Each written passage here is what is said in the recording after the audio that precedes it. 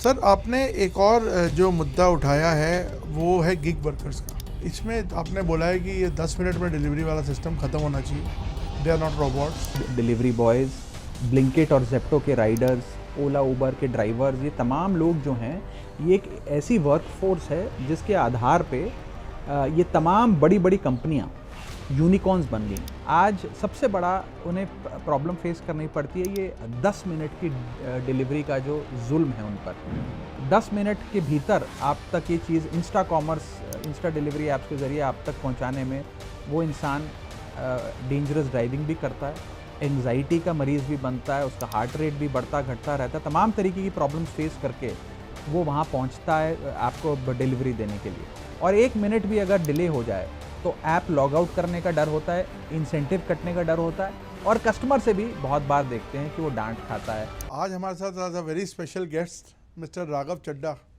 Raghav ji, thank you, आपने आज time दिया। सर आपने एक और जो मुद्दा उठाया है वो है गिग वर्कर्स का। इसमें आपने बोला है कि ये 10 मिनट में डिलीवरी वाला सिस्टम ख़त्म होना चाहिए। दे आर नॉट रोबोट्स, उनकी भी एक डिग्निटी होनी चाहिए, which are very valid points. तो इसको आप किस तरह से आगे ले जाने की सोच रहे हैं और इसको थोड़ा समझाइए, आपको ये उठाने की ज़रूरत क्यों पड़ी? देखिए, आज के दौर में स्विगी ज़ोमैटो के डिलीवरी बॉयज़, ब्लिंकिट और जेप्टो के राइडर्स, ओला उबर के ड्राइवर्स, ये तमाम लोग जो हैं ये एक ऐसी वर्कफोर्स है जिसके आधार पे ये तमाम बड़ी बड़ी कंपनियां यूनिकॉर्न्स बन गई, $1 बिलियन की वैल्यूएशंस हासिल कर ली। लेकिन इस पूरी एक इकोसिस्टम जो खड़ा हुआ, इसमें अगर कोई एक सेट ऑफ पीपल है जो आज भी दबा कुचला और बहुत प्रेशर में है, वो हमारे गिग वर्कर्स हैं। आज सबसे बड़ा उन्हें प्रॉब्लम फेस करनी पड़ती है ये 10 मिनट की डिलीवरी का जो जुल्म है उन पर। 10 मिनट के भीतर आप तक ये चीज़ insta commerce, insta delivery apps के ज़रिए आप तक पहुंचाने में वो इंसान डेंजरस ड्राइविंग भी करता है, एंग्जाइटी का मरीज़ भी बनता है, उसका हार्ट रेट भी बढ़ता घटता रहता है, तमाम तरीके की प्रॉब्लम्स फेस करके वो वहाँ पहुँचता है आपको डिलीवरी देने के लिए। और 1 मिनट भी अगर डिले हो जाए तो ऐप लॉग आउट करने का डर होता है, इंसेंटिव कटने का डर होता है, और कस्टमर से भी बहुत बार देखते हैं कि वो डांट खाता है, कस्टमर उसे रेटिंग कम देता है और डांट के भगा देता है। ये एक बहुत बड़ी प्रॉब्लम है। इसी के साथ साथ उनकी वर्कर की डिग्निटी को लेकर भी मैंने बात रखी। एक उनकी मिनिमम पे और मैक्सिमम वर्किंग आवर्स डेजिग्नेट होने चाहिए, कि नहीं तो वो 14 से 16 घंटे लगातार एक दिहाड़ी मजदूर से बदतर स्थिति में काम करते हैं। कोई प्रोविडेंट फंड नहीं, कोई ESI नहीं, कोई परमानेंट एम्प्लॉयमेंट नहीं, कोई जॉब सिक्योरिटी नहीं, कोई पेड लीव नहीं, इस प्रकार का कोई सेटअप। बट अभी ये जो आए हैं कोड्स आए हैं, जो लेबर कोड, ये ज़रूर है कि अभी जो लेबर कोड्स इंट्रोड्यूस हुए हैं, और मैं साफ तौर पे बताना चाहूँगा, उन्होंने एक अच्छा कदम ये उठाया है कि इन गिग वर्कर्स को, जिनकी मैं बात कर रहा हूँ, उनको डिफाइन किया है, उनको रिकॉग्नाइज किया है। अभी तक वो हमारे लीगल सिस्टम में किसी भी स्टैट्यूट में रिकॉग्नाइज्ड ही नहीं थे। वो एक बड़ा पहल है, एक बड़ी कदम है। लेकिन इसके साथ साथ अभी भी डिग्निटी और फाइनेंशियल सिक्योरिटी हम उन्हें ऑफर नहीं कर पाए हैं। उस दिशा में अभी भी काम करने की आवश्यकता है। तो सर आपको क्या, कैसे इसको हैंडल कैसे किया जाएगा? लाइक आपने ये तो बोल दिया कि ये प्रॉब्लम है, इस समस्या का हल क्या है? देखिए, अगर हम ये उम्मीद लगा के बैठ सकते हैं कि वो लोग 10 मिनट में हमारे घर पे खाने की डिलीवरी कर देंगे, तो वो लोग भी उम्मीद लगा कर बैठते हैं कि हम उनके लिए कुछ करेंगे, कानून बनाएंगे, रूल्स रेगुलेशंस लाएंगे। मुझे लगता है, और मैंने इस बारे में सदन में बात रखी और मेरा विश्वास है कि सरकार तक ये बात पहुंची भी है, that there needs to be a separate set of regulations, because ये जो एक सेट ऑफ वर्कर्स, एक वर्कफोर्स तैयार हुई है, साइलेंट वर्कफोर्स है, these are the invisible wheels of Indian economy, इनको सपोर्ट देने की ज़रूरत है। तो एक रेगुलेशंस बने जिनको इनको परमानेंट एम्प्लॉयमेंट मिले। परमानेंट एम्प्लॉयमेंट के साथ साथ जो मैंने चीज़ें बताई, PF, सोशल सिक्योरिटी, तमाम चीज़ें उनको मिलेंगी। सेकेंडली, इनको परमानेंट एम्प्लॉयमेंट के साथ साथ इनकी मिनिमम पे और मैक्सिमम वर्किंग आवर्स क्या होंगे वो भी डिफाइन होंगे। और उसके साथ साथ ये कस्टमर का हैरेसमेंट जो है, कस्टमर द्वारा किया गया हैरेसमेंट, वो कहीं ना कहीं बंद हो, वो भी उसमें क्या। आपने कहा सरकार तक बात पहुंची है कि आपको किसी का फीलर आया अभी कि इस पे कुछ करने जा रहे हैं हम लोग? नहीं, ऐसी कोई चर्चा मेरी डायरेक्ट प्रत्यक्ष रूप से नहीं हुई है, लेकिन बट काफ़ी सपोर्ट मिला आपके इस थॉट को। मुझे ऐसा लगता है कि बिकॉज जब मैंने मुद्दा उठाया, लोगों ने बहुत सपोर्ट किया सोशल मीडिया पे, सोशल मीडिया के कुछ बाहर भी बताएंगे जब मैं- किस किस ने आपके इस पे अब नाम लेना ठीक नहीं है, लेकिन बहुत लोगों ने, बहुत बड़े बड़े लोगों ने इसको इस मेरे थॉट को एंडोर्स किया, मेरी इस मांग को सपोर्ट किया, and not merely from the political world, outside of the political world right right बहुत लोगों ने इसको मैंने देखा support किया। पूरा ये वायरल रहा, काफ़ी मैसेजिंग बहुत क्लियर थी इसमें। अब लोगों को पसंद आया क्योंकि मुझे लगता है मैंने लोगों का मुद्दा उठाया है, और ये मेरा मानना है कि इस पर कुछ कदम उठाया जाएगा। मुझे याद आता है कि जब मैंने करीब 1 साल पहले एयरपोर्ट पर मिल रहे महंगे खाने की बात करी थी, तो उसके बाद उड़ान यात्री कैफ़े नाम की एक सब्सिडाइज्ड फूड देने वाली कैंटीन एक पायलट प्रोजेक्ट की तरह कुछ एयरपोर्ट्स पर खोली गई, आज भी चल रही है कुछ एयरपोर्ट्स पर। तो वो एक पहल थी, तो मुझे उम्मीद है कि शायद इस माध्यम से भी जो चीज़ मैंने उठाई है गिग वर्कर्स की, उस पर भी काम होगा, और लेबर कोड्स में उसे वैसे ही as we just discuss they have been recognised The first time they are recognized. So So I think it's a good step. hopefully we're treading in the right direction. तो sir मैं एक और, आप जब मैं रिसर्च कर रहा था आपसे मिलने से पहले, तो मैंने देखा कि आपने एक और मुद्दा उठाया है, एनुअल हेल्थ चेकअप्स। तो ये इसको, इस पे तो शायद प्रधानमंत्री ने भी बात की है कई बार कि एक एनुअल हेल्थ चेकअप मैंडेटरी होना चाहिए सबका। देखिए, कोविड-19 के बाद आपने अगर देखा होगा, हम कितनी बार अपने मोबाइल फ़ोन पर या अखबार या न्यूज़ चैनल पर ये रिपोर्ट देखते हैं कि कोई दूल्हा अपनी शादी के मंडप पे हार्ट अटैक से मर गया, कोई स्पोर्ट खेलते हुए, बैडमिंटन क्रिकेट खेलते हुए कोई युवा गिरकर दिल के दौरा पड़ने से मर गया, एट्सेट्रा। और उसके साथ साथ कितनी बार ऐसा होता है कि कोई आदमी जब अस्पताल में इमरजेंसी में भर्ती हो जाता है, तब उसे पता लगता है कि अरे उसे डायबिटीज़ था, ब्लड प्रेशर था, कैंसर था, कोई बीमारी थी। अगर हम एनुअल हेल्थ चेकअप इस देश के हर नागरिक को बतौर लीगल राइट दें, तो मुझे लगता है ये तमाम जो एडवर्सिटीज़ हैं इनको रोका जा सकता है। इसीलिए मैंने मांग करी कि एनुअल हेल्थ चेकअप को एक लीगल राइट बनाया जाए। अगर हर साल देश के हर नागरिक का एक बार पूरी हेल्थ की जांच हो जाए, तो हो सकता है कि आज से 10 साल बाद जो बीमारी एक बहुत बड़ा आकार लेती, वो आज 2 गोली खाकर आपकी समाप्त हो सकती है।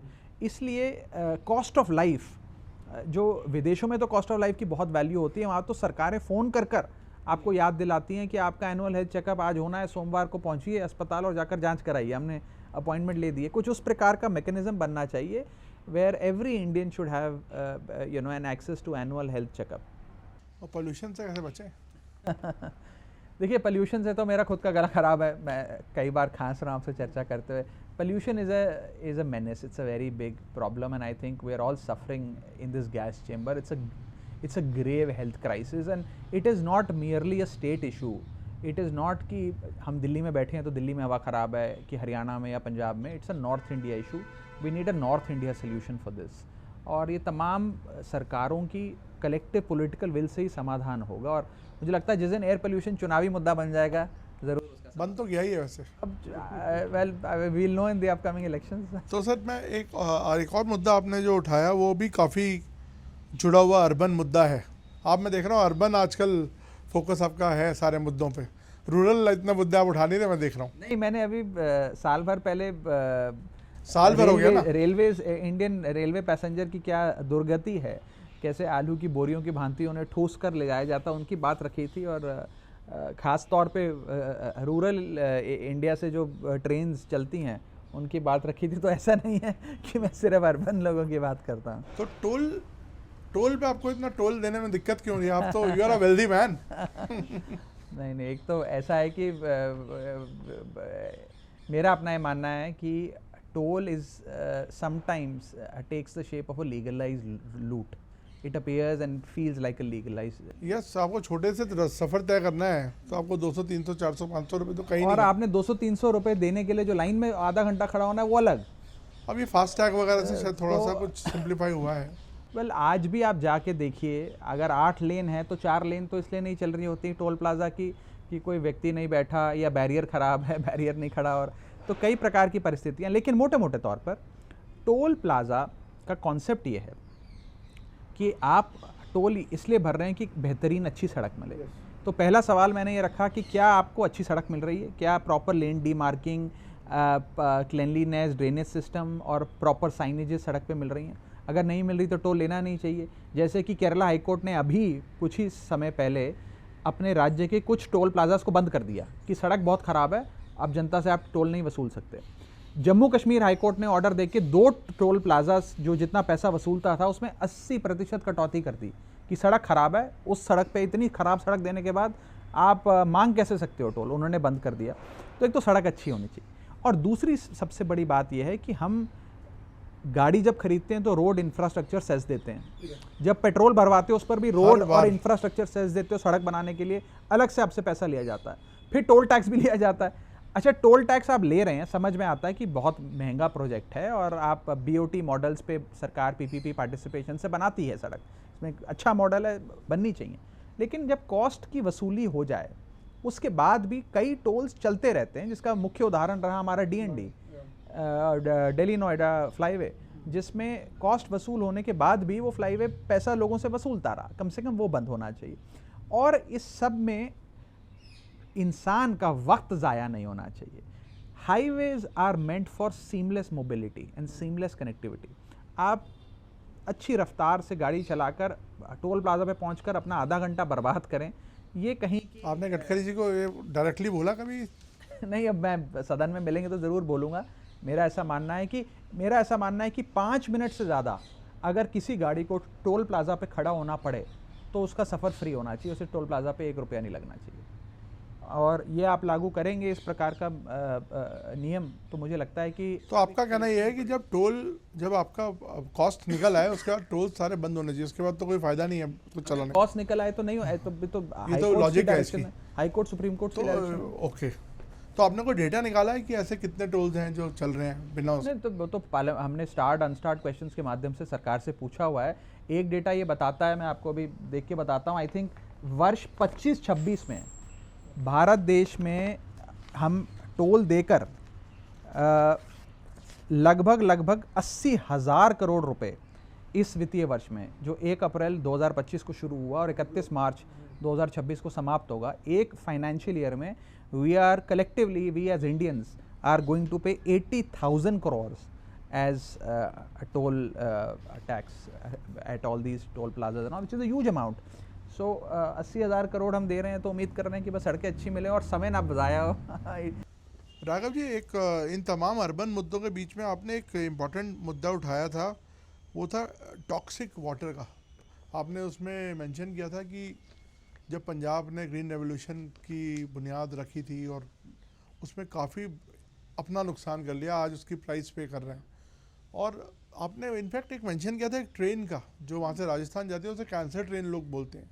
तो आप बताएं इसके बारे में, ये मुद्दा कभी मेन स्ट्रीम में इतना आया नहीं है, तो मैं जानना चाहता हूँ। देखिए, पंजाब वो सूबा जिसका नाम ही 5 दरियाओं पे, 5 नदियों पे पड़ा, पंज प्लस आब, पंजाब। पंज मीन्स 5 एंड आब मीन्स रिवर, 5 रिवर्स वाला, नदियों वाला सूबा पंजाब आज सबसे बड़ी कोई प्रॉब्लम अगर फेस कर रहा है तो पानी को लेकर कर रहा है। अभी भारत सरकार का ग्राउंड वाटर क्वालिटी असेसमेंट का सर्वे आया, जिसने बताया कि देश भर में अगर सबसे ज़्यादा पल्यूटेड वाटर किसी स्टेट में है तो वो पंजाब में है, और उस इम्प्योरिटी में कोई डर्ट या कोई कीचड़ वो नहीं है। There are radioactive metals like uranium which are found in the samples that were taken out of Punjab's ground water. इतनी बुरी हालत पंजाब के पानी की है। दूसरा, because of पैडी कल्टिवेशन, क्योंकि हम धान की खेती करता है पंजाब, क्योंकि धान की खेती करने के लिए भारत सरकार द्वारा पंजाब को डेजिग्नेट किया गया एक दौर में जब देश में अकाल था, अनाज की कमी थी। धान की खेती के चलते पंजाब का वाटर टेबल और ग्राउंड वाटर और नीचे चला गया। आपको जान के अचंभा होगा कि एक ultimate final produce of 1 kg rice में 5,000 लीटर पानी लगता है। तो पंजाब का ग्राउंड वाटर इतना नीचे चला गया है कि आज 300-400 फीट पर भी पानी नहीं मिलता। तो ये 2 मुद्दे मैंने पंजाब के रखे। एंड बिकॉज ग्रीन रेवोल्यूशन के दौर से पंजाब ने देश का पेट पालने का बेड़ा उठाया, उसके चलते एक्सेस यूज़ ऑफ फर्टिलाइज़र भी हुआ और तमाम तरीके की चीज़ें इस्तेमाल हुई, जिसके चलते आज पंजाब का पानी इतना दूषित हो गया कि लोगों को बीमारियां हो रही हैं। जो बच्चे भी कई जगहों पे हम देखते हैं, ख़ास तौर पे जो हमारा मालवा बेल्ट है, भटिंडा, संगरूर, बरनाला, फिर ये वाली जो बेल्ट है, इस बेल्ट में डिसेबिलिटी के साथ बच्चे पैदा होते हैं। Cancer is becoming one of the most prevalent diseases in Punjab. In fact एक ट्रेन चलती है भटिंडा से बीकानेर रात को 9:30 बजे। उस ट्रेन नंबर से कोई नहीं जानता, उस ट्रेन को लोग कैंसर ट्रेन के नाम से जानते हैं, क्योंकि भटिंडा से बीकानेर उस ट्रेन के अंदर ना ट्रेडर, ना श्रद्धालु, ना डिवोटीज, ना कोई आम जनता जाती है। सिर्फ मरीज़ 9:30 बजे वाली उस ट्रेन में लद के जाते हैं और वहाँ जाकर, वहाँ एक कैंसर हॉस्पिटल है बीकानेर के पास, वहाँ जाकर इलाज कराते हैं। तो ये स्थिति पंजाब के पानी की है। तो मैंने यही मांग रखी थी इस बारे में। देखिए, एक तो मुझे ऐसा लगता है कि we have to do crop diversification. पंजाबियों की खुराक भी नहीं है चावल, और वो दौर जब था जब देश में अनाज की कमी थी, आज हम उस दौर में भी नहीं है। आज हम एक फूड सिक्योरिटी, एक स्टेबल फूड सिक्योरिटी की ओर बढ़ चुके हैं। I think crop diversification is the most important thing that we must look at, जिसमें पानी के पॉइंट ऑफ व्यू से भी, केमिकल एंड फर्टिलाइज़र यूजेज के पॉइंट ऑफ व्यू से भी, और फार्मर इनकम की पॉइंट ऑफ व्यू से भी तमाम तरीके की क्रॉप डाइवर्सिफिकेशन करी जाए। न्यू एंड न्यूअर क्रॉप्स को हमें फेयर इनफ। चलिए, अब मैं इस इंटरव्यू को समाप्त करने की तरफ आ जाते हैं। आपका आचरण मैं देखता हूँ बड़ा अच्छा रहता है पार्लियामेंट में। पुराने वीपी के साथ आपकी हुई, अब नए के साथ भी आपका कैसे इक्वेशन कैसा है? इस सवाल के बाद हम ख़त्म करते हैं। नहीं, देखिए, पुराने वाइस प्रेसिडेंट के साथ तो रिश्ता खट्टा और मीठा दोनों रहा। इनके साथ, नए वालों के साथ मीठा ही है और मीठा ही बना रहे। मुझे ऐसा लगता है कि राज्यसभा के जो चेयरमैन होते हैं, उनकी जो फंक्शनिंग है उसके बारे में सर्वपल्ली राधाकृष्णन जी, जो फर्स्ट राज्यसभा के चेयरमैन रहे, फर्स्ट वीपी भी रहे, उन्होंने अपने पहले वक्तव्य में ये बात रखी थी that now that I am on the chair, I belong to no party, that means I belong to every party in the house. वो उन्होंने एक मापदंड, एक बेंचमार्क सेट किया था। मुझे लगता है जो भी चेयरमैन उसका पालन करेगा वो अच्छा ही करेगा। और मेरे को बड़ा एक डायलॉग था उसमें कि मैं सबसे छोटा हूँ, तो आपको मेरे को आशीर्वाद चाहिए। वो मैंने इस बार भी बोला, जो नए चेयरमैन आए उनको भी रिक्वेस्ट करते हुए कि Rajya Sabha it is called as the house of elders. तो इस राज्यसभा में सबसे कम उम्र का एमपी मैं हूँ। तो मैंने बोला, देखो जी, ये सब एक परिवार है, और परिवार का अध्यक्ष वो होता है जो चेयरमैन है सदन का। तो जो परिवार का सबसे बड़ा होता है, वो परिवार के सबसे छोटे को शैतानी करने का मौका भी देता है और बोलने का मौका भी देता है और प्यार और स्नेह भी करता है। तो मैं उम्मीद करता हूँ कि आपका विशेष स्नेह मेरे प्रति रहे। इंडिगो, हमने देखा एक मेजर क्राइसिस हुआ, इसको आप किस तरह से एनालाइज करते हैं? जब मैं रिसर्च कर रहा देखा आपने पहले भी ये मुद्दा उठाया है, तकरीबन 1 साल पहले। तो राघव, थोड़ा बताओ कि एक तो बताइए कि क्या ये प्रॉब्लम को आप कैसे एनालाइज करते हैं और क्या इसका सोल्यूशन हो सकता है? देखिए, मेरी पहले तो कोशिश ये रही है कि जो लोगों से जुड़े मुद्दे हैं वही उठाऊं, और अक्सर मैंने वो मुद्दे उठाने की कोशिश करी है जो मैंने लाइफ में खुद फेस किए हैं, आइदर डायरेक्टली और इनडायरेक्टली उनको महसूस किया है। और वो परेशानियाँ जो देश का आम आदमी भी महसूस करता है, वो हाउस में रखने की कोशिश करी कि सरकार तक मेरी बात पहुँचे। आपने एविएशन सेक्टर की बात करी। मैंने करीब 1 साल पहले एविएशन सेक्टर के बारे में विस्तार से सदन में अपनी बात रखते हुए कई चीज़ें उठाई थी। एयरपोर्ट पे मिल रहा महंगा खाना, फ़्लाइट रेट्स को लेकर कि कितनी महंगी फ़्लाइटें होती जा रही हैं। उसके बाद ख़ास तौर पे जो आज के परिप्रेक्ष्य में बहुत रेलेवेंट चीज़ है कि India's aviation sector is suffering from a monopolistic situation. हम एक डुओपली बन गए हैं। जैसे मोटे मोटे तौर पर सारी फ़्लाइट्स या तो एयर इंडिया या इंडिगो ऑपरेट करता है। स्पाइस जेट का मार्केट शेयर तो 4-5% पे सीमित है, और 70% of India's aviation sector is controlled by Indigo. Commercial airlines Indigo उड़ाता है। तो ये दिखाता है कि अगर एक इंडिगो फेल होता है, बंद होती है, तो उसकी एक बार्गेनिंग पावर, या मैं थोड़ी क्रूड लैंग्वेज में कहूँ तो ब्लैकमेलिंग पावर इतनी बढ़ जाती है कि वो सरकार को या डीजीसीए को भी अपने घुटनों पे ला खड़ी करती है। एफडीटीएल रूल्स जिनके चलते ये तमाम प्रॉब्लम्स एक इंडियन पैसेंजर ने फेस करी, इंडिगो की तमाम फ़्लाइट्स कैंसिल हुई, वो करीब करीब जनवरी 2024 में फ़र्स्ट टाइम इंट्रोड्यूस करे गए थे। यानी कि 2 साल लगभग डीजीसीए के पास और एयरलाइंस के पास थे उनकी तैयारी करने के लिए और लागू करने के लिए। फिर भी हम उसमें कहीं ना कहीं विफल रहे। मुझे लगता है कि डीजीसीए और मुस्तैदी से काम कर सकता था। और इसमें एक फाइनेंशियल कॉस्ट तो है, कि भैया आपने टिकट बुक कराई, आप जहाज़ पे नहीं चढ़ सके, आपकी फ़्लाइट कैंसिल हो गई और इंडिगो ने वो आपको पैसा रिफ़ंड कर दिया। एक बहुत बड़ी इनकन्वीनियंस की कॉस्ट भी होती है। राइट जैसे मान लीजिए किसी को जॉब इंटरव्यू के लिए जाना था, राइट, वो वहाँ नहीं पहुँच किसी पाया। की अगर इमरजेंसी है, किसी के घर में इमरजेंसी, हेल्थ इमरजेंसी थी, वो अपने किसी रिश्तेदार से जो आखिरी सांसें ले रहा है अस्पताल पहुंचना चाहता था, वहाँ नहीं पहुंच पाया। या फिर कोई आदमी कोई बिजनेस डील के लिए जाना चाह रहा था, वो कैंसिल हो गई। तो एक इनविजिबल कॉस्ट आप कहें, एक अपॉर्चुनिटी कॉस्ट, वो कहीं ना कहीं बहुत बड़ी है। अभी तो हमने इस बार सिर्फ पार्लियामेंट्री मुद्दों में बात की, फिर आगे कभी आपसे पॉलिटिकल एक इंटरव्यू करेंगे। बहुत जल्द करेंगे। Thank you thank you so much.